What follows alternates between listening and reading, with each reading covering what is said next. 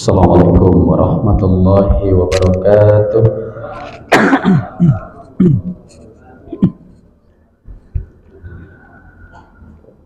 Bismillahirrahmanirrahim. Alhamdulillahirabbil alamin. Wassalatu wassalamu ala asyrafil anbiya'i wal mursalin wa ala alihi wa sahbihi rasulillahi ajma'in. Asyhadu an la ilaha illallah wahdahu la syarika lah wa asyhadu anna Muhammadan abduhu wa rasuluhu alladzi la nabiyya ba'dah. Rabbi shrah li sadri wa yassir li amri wahlul 'uqdatam min lisani yafqahu qawli ya rabbal alamin. Yang kita hormati, kita muliakan Imam Masjid An-Nur beserta seluruh jamaah, bapak-bapak, ibu-ibu yang hadir pada malam hari yang berbahagia ini. Pertama, kita bersyukur kepada Allah atas segala nikmat yang Allah berikan, kesempatan dan kesehatan, nikmat iman Islam, sehingga kita bisa hadir di masjid yang kita muliakan ini, melaksanakan sholat pagi maghrib secara berjamaah. Mudah-mudahan sholat maghrib yang sudah kita laksanakan tadi tercatat menjadi salah satu amal ibadah yang terbaik dan nanti mendapatkan balasan yang terbaik di yaumil mahsyar nanti. Amin ya rabbal alamin. Kemudian antara maghrib dengan isya kita isi dengan kajian yang menjelang waktu isya masuk.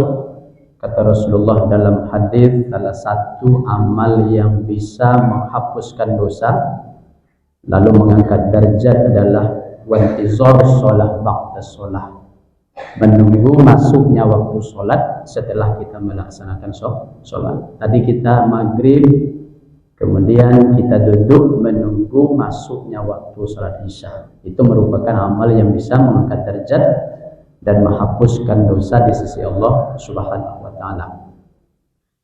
Kemudian salawat dan salam kita sampaikan kepada Nabi sallallahu alaihi wasallam dengan ucapan Allahumma shalli ala sayyidina Muhammad wa ala ali Muhammad.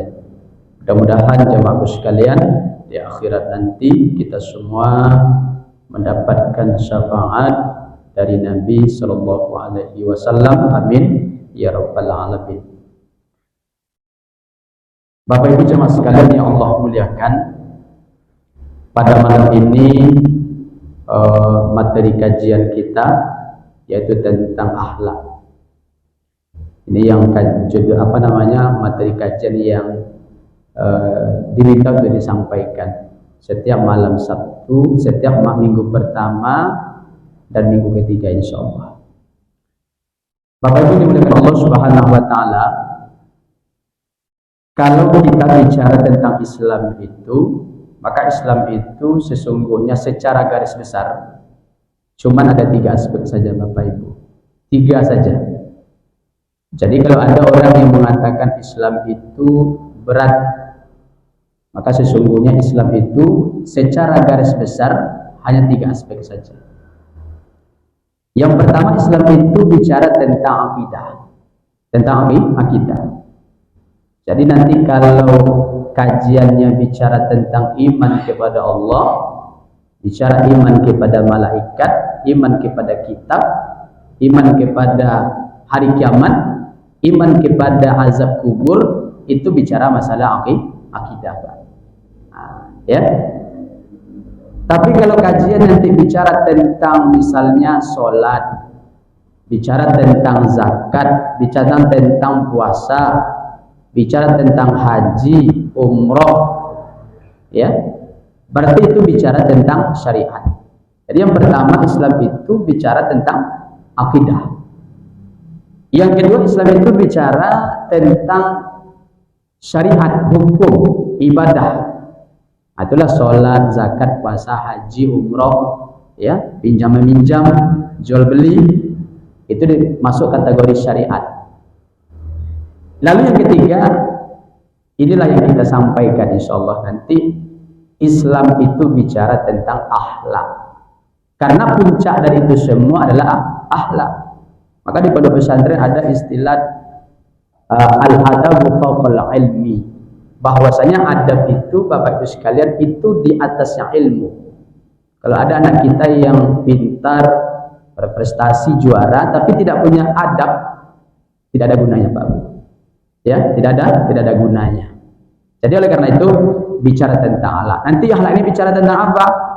Bisa akhlak kepada Allah, bisa akhlak kepada makhluk Allah yang lain, bisa bicara tentang akhlak kepada jin, kepada malaikat.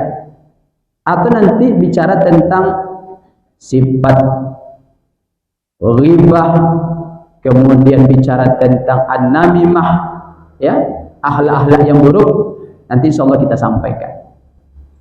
Bapak Ibu dimuliakan Allah Subhanahu wa taala, artinya apa? Artinya Islam itu adalah agama yang membicarakan, yang mengatur seluruh aspek kehidupan manusia. Baik masalah akidahnya, baik masalah syariatnya, atau bicara masalah akhlak. Jadi semua dibicarakan. Semua dibicarakan, diatur dalam Islam. Maka ada seorang jamaah, ada seorang ulama Bapak Ibu sekalian, seorang ulama ketika ditanya oleh seorang non-muslim, yang bertanya adalah orang non-muslim kepada ulama ini. Kata si non-muslim, "Wahai ulama, apakah betul dalam Islam itu seluruh aspek kehidupan manusia diatur?" Kata ulama ini, "Benar, betul." Apakah betul dalam Islam itu semua persoalan, semua masalah ada solusi? Islam memberikan jawaban. Kata si ulama ini, betul. Apapun persoalan, apapun masalah, maka Islam memberikan solusi. Baik masalah klasik atau masalah kontemporer, Pak. Masalah yang baru-baru. Islam memberikan solusi semuanya. Lalu kata si non-muslim, Bapak Ibu sekalian, kalau memang Islam itu mengatur seluruh aspek kehidupan manusia, baik akidahnya, baik ibadahnya, baik akhlaknya, sekarang saya mau bertanya, kata si non-muslim. Saya mau bertanya, kata si non-muslim, Ibu, kalau saya punya satu kantong gandum, kata si non-muslim, lalu satu kantong gandum ini, Pak Bu, saya bikinlah kue. Kira-kira satu kantong gandum ini kalau saya bikin kue, kata si non-muslim, kira-kira dapat berapa buah kue? Saya ingin jawaban dari Al-Quran, kata si non-muslim. Sekarang saya tanya ibu lah yang di belakang, yang rajin baca Al-Quran lah. Pernah tidak ibu menjumpai dalam Al-Quran cara bikin kue, ada tidak ibu? Ada. Cara bikin kue ada dalam Al-Quran tidak? Tidak ada. Misalnya cara bikin bakwan, ada tidak cara dalam Al-Quran ini? Tidak ada. Misalnya berapa tepungnya, berapa telur ayamnya, berapa bawang seledrinya, tidak ada dalam Al-Quran. Kita bolak-balik dalam Al-Quran, 114 surah, 30 juz, tidak akan kita temukan jawaban bagaimana cara bikin kue.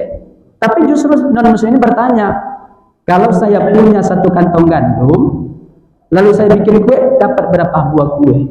Dan dia ingin jawaban dari Al-Quran atau dalam hadis Nabi Muhammad SAW. Kalau ibu ditanya, ibu bingung ibu.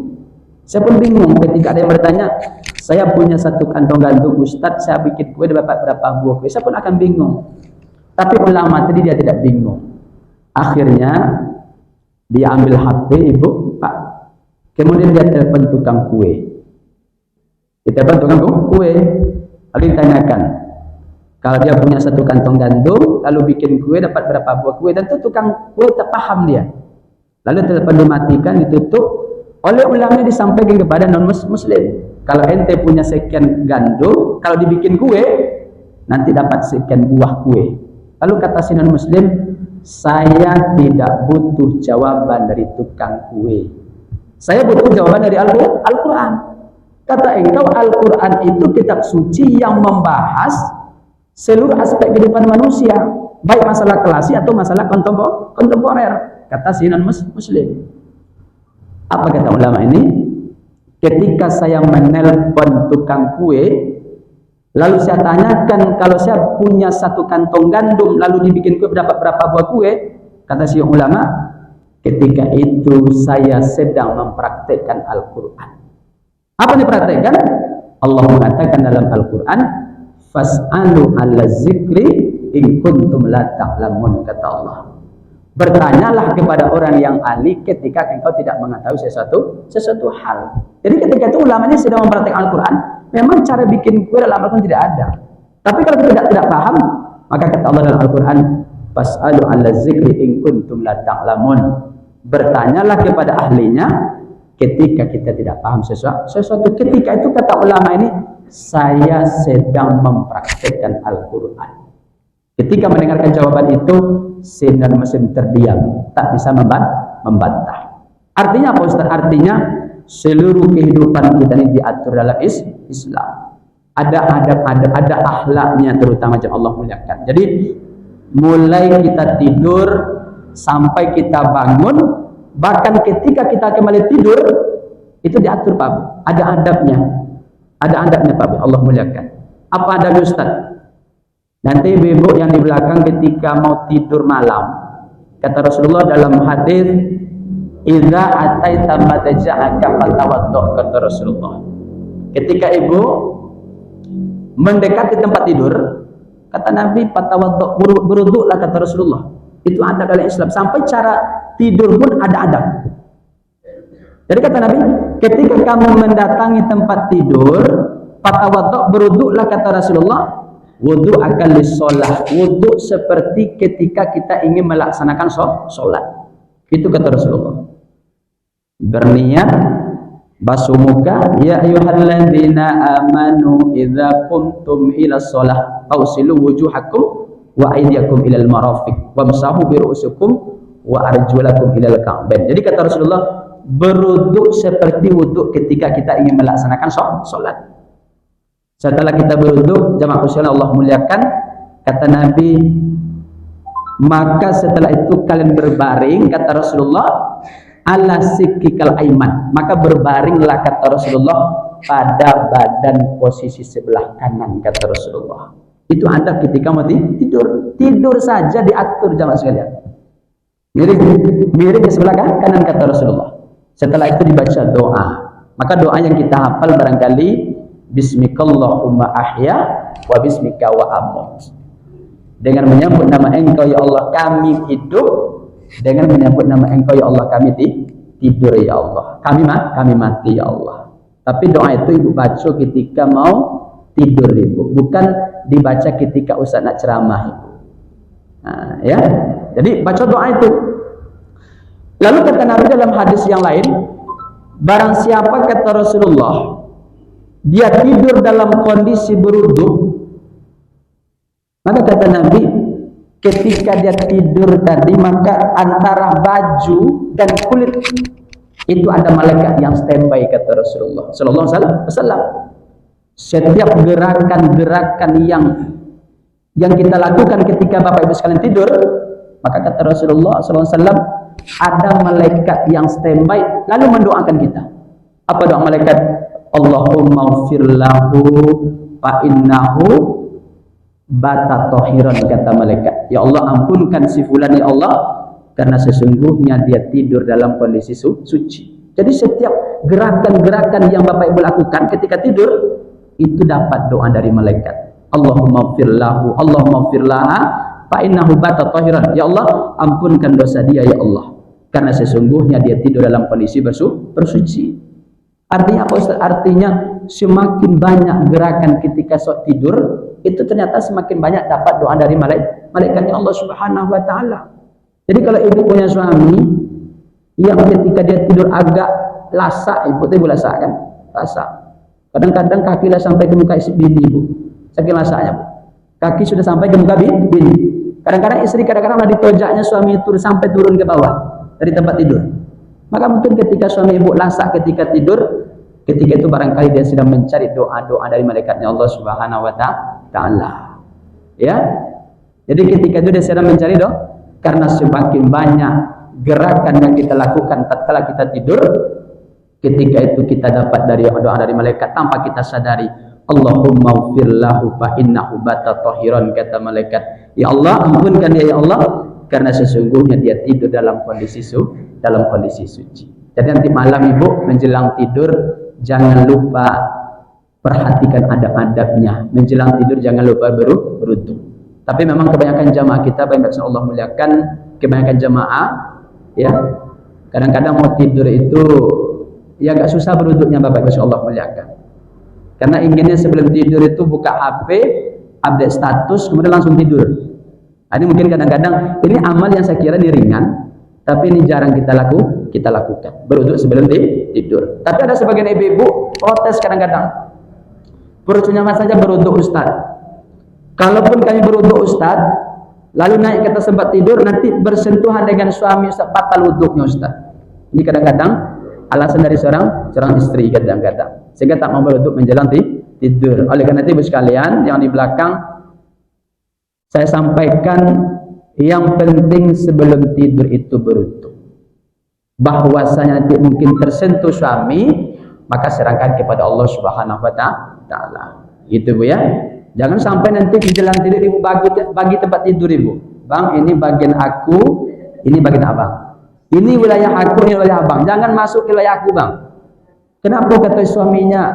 Karena aku sudah berwudu, nanti kalau bersentuhan bisa membatalkan wudu. Jangan begitu ibu. Ibu durhaka kepada suami. Ibu durhaka kepada suami. Oleh karena itu menjelang tidur berwudu, urusan bersentuhan, maka serahkan kepada Allah Subhanahu wa taala. Ini saya sampaikan, sekecil apapun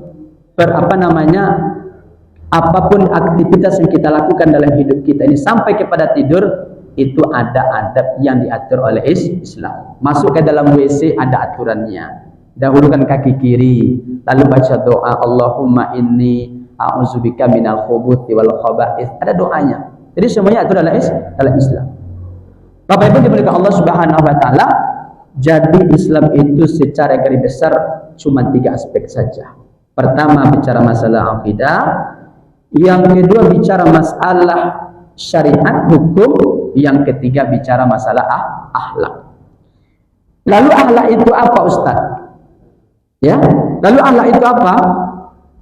Maka Allah Subhanahu wa taala menciptakan kita Bapak Ibu. Khalaqo. Ya. Lalu yang menciptakan itu adalah Khaliq. Yang diciptakan itu namanya adalah makhluk. Lalu perangai, sifat yang muncul dari diri kita ini, dari makhluk ini, disebut dengan akhlak. Akhlak itu jamak daripada khuluqun. Jadi perangai, sifat yang muncul dari diri manusia itu disebut dengan akhlak. Ya. Oleh karena itu akhlak itu pun nanti dibagi 2 dia. Ada akhlak karimah atau disebut juga namanya akhlak mahmudah. Kemudian disebut namanya akhlak mazmumah namanya. Jadi 2 bagi akhlak ini. Pertama disebut dengan akhlak karimah atau akhlak mahmudah. Yang kedua disebut namanya akhlak mazmumah ibu bapak sekalian Allah muliakan. 2 dia. Jadi secara definisi akhlak itu adalah sifat perangai yang muncul dari seorang makhluk, terutama manusia ini. Lalu kalau kita lihat dalam hadis Rasulullah Sallallahu Alaihi Wasallam, datanglah seorang sahabat kepada Nabi, namanya adalah Sa'ad bin Hisam. Namanya Sa'ad bin Hisam. Lalu bertanya kepada seorang sahabiah namanya Aisyah radhiyallahu anha. Aisyah itu adalah istri Rasulullah, adalah ibunda kita, Aisyah radhiyallahu anha. Dia bertanya kepada orang yang ahli agama ibu. Ya, Aisyah. Aisyah itu adalah termasuk istri Rasulullah, kemudian orang yang banyak meriwayatkan hadis Nabi Muhammad SAW. Kenapa? Karena Aisyah itu adalah istri Rasulullah. Tentu dia adalah orang yang banyak hidup, banyak tinggal bersama Rasulullah. Walaupun nanti secara periwayatan hadis yang paling banyak dalam hadis itu adalah Abu Hurairah, tapi Aisyah termasuk orang yang banyak meriwayatkan hadis dari Nabi Muhammad SAW. Jadi kata si Sa'ad bin Hisam kepada Aisyah radhiyallahu anha, Kata beliau, ya Aisyah, kata beliau, ambihini an khuluqi Rasulullah sallallahu alaihi wasallam. Itu kata Sa'ad bin Hisam radhiyallahu anhu. Kata dia kepada Ibunda Aisyah radhiyallahu anha, tolong beritahu aku, kata si Sa'ad bin Hisam kepada Aisyah radhiyallahu anha, tolong beritahu kepadaku, informasikan kepadaku bagaimana akhlak Rasulullah Muhammad sallallahu alaihi wasallam. Jadi yang ditanyakan oleh si Sa'ad adalah akhlak Nabi, bagaimana akhlak Rasulullah? Ya. Lalu kata Aisyah radhiyallahu anha, jemaah sekalian, justru dia bertanya kepada Sa'ad. Kata beliau, alasta taqra al-Qur'an? Apakah engkau tidak pernah membaca Al-Qur'an? Ya. Wahai Sa'ad, kata Aisyah, apakah engkau tidak pernah membaca Al-Qur'an? Kata Aisyah radhiyallahu anha. Tentu kata Sa'ad, bala, saya pernah baca Al-Quran. Lalu kata si Aisyah radhiyallahu anha, fa inna khuluqan Nabi sallallahu alaihi wasallam kanal Quran. Jadi kata Aisyah, sesungguhnya akhlak Rasulullah itu adalah Al-Quran, kata Aisyah radhiyallahu anha. Jadi ketika ditanya bagaimana akhlak Nabi, Aisyah itu tidak putar-putar menjawabnya, Bapak sekalian. Kalau mungkin ditanya bagaimana akhlak imam masjid kita, mungkin kita butuh 2 hari untuk menjawab. Akhlaknya begini, akhlaknya begitu. Kalau dia makan begini, kalau ke masjidnya begini. Tapi ketika Aisyah ditanya oleh Sa'ad, bagaimana akhlak Rasulullah? Dia cukup menjawab, sesungguhnya akhlak Rasulullah itu adalah Al-Quran. Artinya apa? Artinya Rasulullah itu, Bapak Ibu sekalian, adalah Al-Quran yang berjalan. Al-Quran itu banyak isinya. Ada perintah Allah Subhanahu wa taala. Di situ ada larangan Allah Subhanahu wa taala. Di Al-Qur'an itu ada bicara tentang akidah. Ada bicara masalah ibadah. Ada perintah salat, ada perintah zakat, ada perintah haji, ada perintah yang lainnya. Ada bicara hubungan kita dengan manusia, ada bicara tentang hubungan kita dengan Allah Subhanahu wa taala. Lengkap semuanya. Allah muliakan. Artinya apa? Artinya akhlak itu tidak hanya hubungan kita dengan manusia saja, tapi akhlak itu adalah mencakup semua perbuatan kita, baik kita itu melaksanakan perintah Allah Subhanahu wa taala atau dalam hal kita meninggalkan sesuatu yang dilarang oleh Allah Subhanahu wa taala. Pokoknya yang terdapat dalam Al-Qur'an lalu kita laksanakan, itulah akhlak yang sesungguhnya. Begitulah akhlak Nabi Muhammad sallallahu alaihi wasallam. Bapak Ibu dimuliakan Allah Subhanahu wa taala. Jadi Aisyah mengatakan akhlak Nabi Muhammad itu adalah Al-Qur'an. Al-Qur'an. Jadi kalau kita bicara Al-Qur'an, tadi saya sampaikan Al-Qur'an itu membicarakan semua aspek dia, baik perintah, baik larangan. Ya. Nah, jadi akhlak itu dibagi 2. Pertama akhlak mahmudah, kedua akhlak mazmumah. Lalu akhlak mahmudah ini jamaahku sekalian dibagi 2 lagi. Pertama akhlak kepada Allah Subhanahu wa taala. Akhlak kepada Allah. Yang kedua akhlak itu akhlak kepada makhluk. Kenapa kepada makhluk? Kenapa tidak kepada manusia?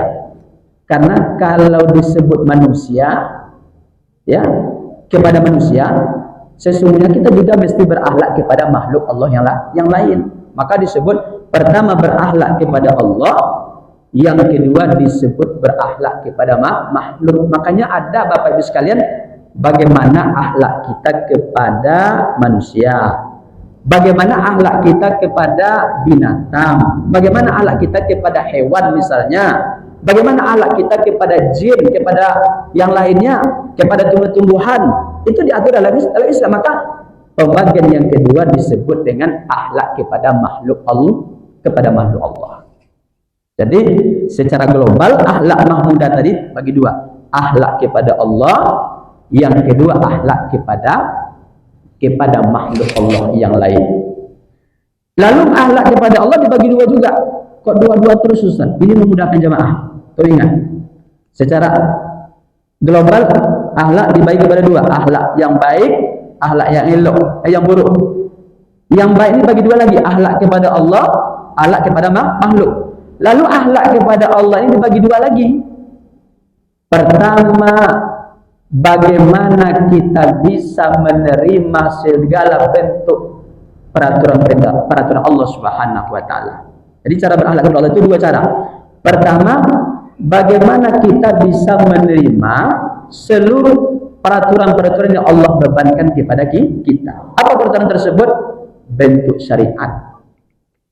Jadi setiap perintah setiap peraturan-peraturan, setiap syariat yang Allah bebankan kepada kita, maka kita wajib menerima dengan lapang dada.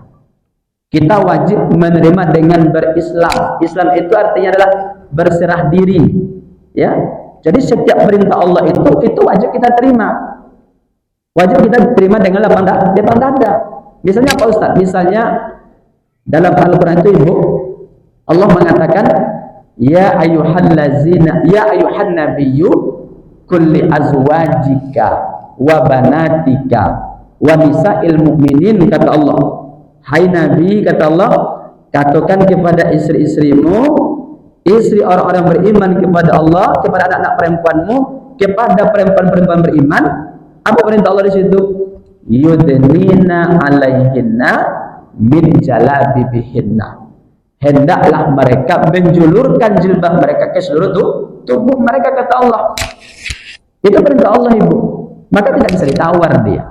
Tidak bisa ditawar.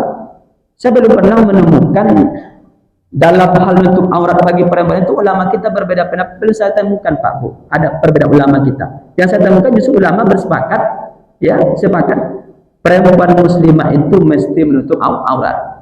Caranya bagaimana? Yudnina alaihinna min jalabibihinna. Itu jilbab itu Ibu mesti dijulurkan ke seluruh tubuh. Jangan Ibu sampai pakai nutup kepala, tapi di sini ada namanya Ibu, kata Ustaz kita namanya jilbab sakratul maut Ibu. Ya, di sini sempit, ini ditutupi, tapi di sini sempit. Maka tidak termasuk kepada kategori yudnina tadi. Artinya apa? Al-Quran mengatakan yudnina alaihinna min jalabibihinna. Tutup semuanya, seluruh tubuh. Begitu Al-Quran mengajarkan. Ini syariat, perintah, dan mesti Ibu terima dengan lapang dada. Begitu Bu ya. Jadi semua perintah Allah itu mesti diterima dengan lapang dada. Nah, itu cara berakhlak kepada Allah Subhanahu wa taala. Nah, itu cara berakhlak kepada Allah. Artinya semua syariat itu kita terima.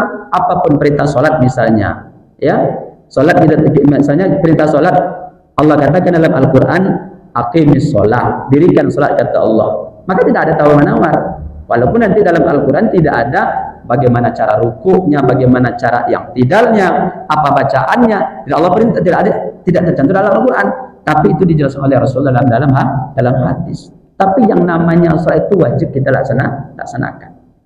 Ketika harta kita sudah sampai misalnya nisabnya, maka keluarkan nanti zakatnya. Tidak banyak-banyak Pak Bu, cuma 2,5%. Jadi kalau Ibu di belakang punya emas dan sampai nisabnya lebih kurang 85 gram Ibu, maka keluarkan 2,5%. Itu wajib kita laksanakan. Ya. Jadi cara berakhlak kepada Allah Taala itu adalah bagaimana kita bisa menerima setiap peraturan-peraturan atau sebagai bentuk syariat yang telah Allah sampaikan dalam Al-Quran. Itu Bu ya. Contoh tadi Ibu berjilbab, itu wajib Ibu. Apa-apa yang punya istri yang barangkali masih buka aurat, itu tanggung jawab kita sebagai seorang suami. Kalau ada suami Ibu yang dia rajin taat ibadah kepada Allah 5 waktu ke masjid berjamaah, puasa Senin puasa ada Ibu, apalagi Ramadan, tapi dia tidak pernah iri hati kepada keluarganya, terutama kepada istri dan anak-anaknya, tak pernah dia iri hati, tak pernah dia berikan pendidikan, dia diam saja. Bahkan dia bangga ketika istrinya buka aurat.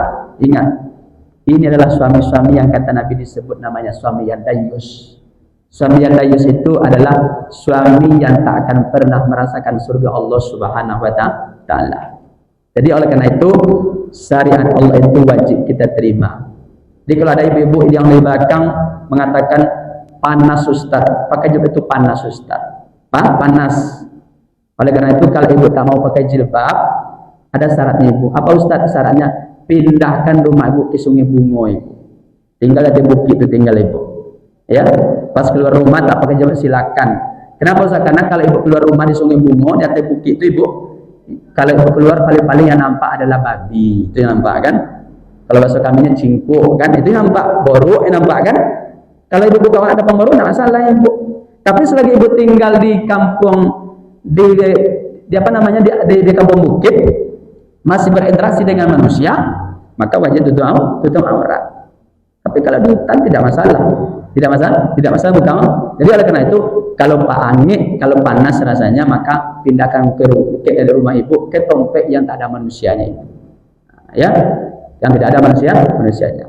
Bapaknya Allah muliakan, oleh karena itu ini cara berakhlak kepada Allah Subhanahu wa taala. Lalu bagaimana prinsip kita berakhlak ini, melaksanakan perintah Allah ini? Maka prinsipnya apa? Prinsipnya adalah segala sesuatu yang Allah perintahkan itu maka kita laksanakan sesuai dengan kemampuan kita. Itu prinsipnya. Ya, setiap yang Allah perintahkan itu laksanakan sesuai dengan kemampuan yang kita miliki. Tapi ketika bicara larangan, maka menjauhi larangan Allah itu adalah secara total. Kalau perintah Allah Subhanahu wa taala laksanakan sesuai dengan kemampuan kita. Karena nanti ada hukum asalnya satu perintah itu, tapi ketika kita mengalami masyakoh misalnya, itu Allah berikan rukhsah di situ. Contohnya apa Ustaz? Contohnya Bapak Ibu sekalian dalam kondisi musafir, dalam kondisi perjalanan, ketika Ramadan misalnya ibu Pak, ketika Ramadan misalnya Allah wajibkan kita puasa, tapi ketika kita dalam kondisi musafir lalu kita mengalami kesulitan, maka di situ Allah memberikan rukhsah kepada kita, ya, boleh kita membatalkan puasa Ramadan kita, ya. Kemudian kata Allah fa'idatun min ayyamin ukhar, tapi nanti kita ganti pada hari-hari yang lain. Artinya Allah itu tidak membebankan kepada manusia secara itu di luar kemampuan manusia tersebut. Artinya ketika kita mengalami kesulitan dalam kondisi darurat, maka di situ Allah berikan keringanan, Allah berikan rukhsah kepada kita. Itu contohnya dalam perjalanan. Atau misalnya dalam kondisi musafir tadi, kita tak bisa melaksanakan sholat di setiap waktu. Ketika azan zuhur dikumandangkan, kita tak bisa singgah misalnya. Nanti ketika asar nanti azan dikumandangkan, kita tidak bisa singgah misalnya. Lalu di situ kita diberikan oleh Allah rukhsah di situ. Yang disebut namanya boleh kita menjamak, boleh kita mengqashar sholat di situ. Ya, boleh kita jamak saja boleh, atau kita qashar saja boleh juga, atau kita gabungkan dua-duanya. Kita jamak ya juga, lalu kita qashar ya juga. Maka boleh. Di situ Allah memberikan keringanan kepada kita. Ya, maka ibu sekalian, Bapak insyaallah muliakan, nanti dalam kondisi perjalanan silakan mengambil dua rukhsah ini. Boleh kita mengambil jamaknya, boleh kita mengambil qasharnya. Di tamam pun boleh kan, artinya disempurnakan boleh saja. Kenapa? Karena orang yang sedang dalam kondisi berjalan itu, musafir itu, 3 cara sholatnya.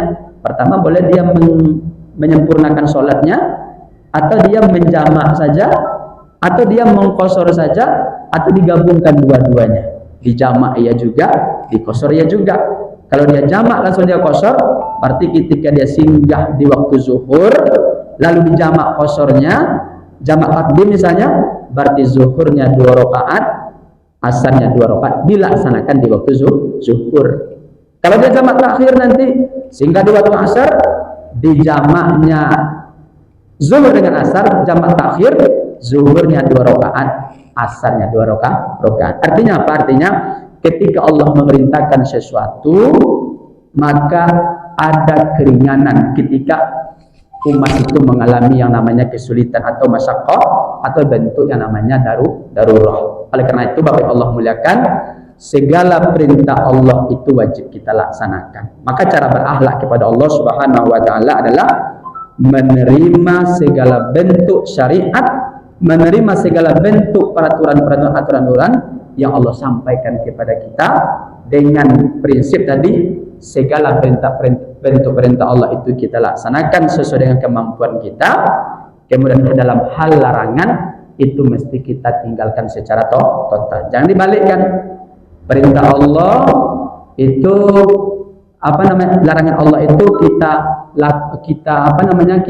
langgar sesuai dengan kemampuan, itu tidak boleh. Jadi artinya dia letakkan sesuai pada tempatnya. Apa yang Allah muliakan? Jadi pertama tadi, cara berakhlak kepada Allah itu menjalankan segala bentuk perintah Allah Subhanahu wa taala, semua syariat yang Allah bebankan kepada kita maka kita terima dengan lapang dada. Ya.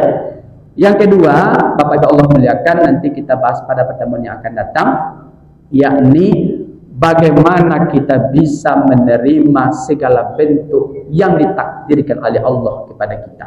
Ya, jadi cara akhlak kepada Allah itu pertama tadi menerima semua bentuk syariat Allah SWT. Yang kedua adalah bagaimana kita bisa menerima segala bentuk takdir yang telah Allah tentukan kepada kita. Bapak Ibu yang Allah muliakan, itu mungkin sebagai pengantar saja dalam kajian akhlak kita. Insyaallah nanti kita lanjutkan, karena nanti pengajian akhlak ini sangat luas sekali Bapak Allah muliakan. Ya, nanti kita kaji nanti tentang akhlak kepada makhluk Allah yang lain, kepada binatang, kepada malaikat. Ya, kemudian nanti kita jaga juga masalah ghibah, masalah an-namimah, nanti kita bahas insyaallah pada pertemuan-pertemuan yang akan datang. Saudara Allah muliakan, itu mungkin dapat sampaikan pada malam hari ini, ya, pada kajian kita pada malam hari ini. Mudah-mudahan ada manfaat untuk kita bersama, ya. Di samping kita mendapatkan ilmu dalam kajian-kajian seperti ini, maka kita juga mencari keberkahan majelis taklim seperti yang kita laksanakan. Mudah-mudahan apa yang sampai ada manfaatnya. Kita tutup dengan doa kifaratul majlis. Subhanakallahumma wa bihamdik, asyhadu an la ilaha illa anta, astaghfiruka wa atubu ilaik. Assalamualaikum warahmatullahi wabarakatuh.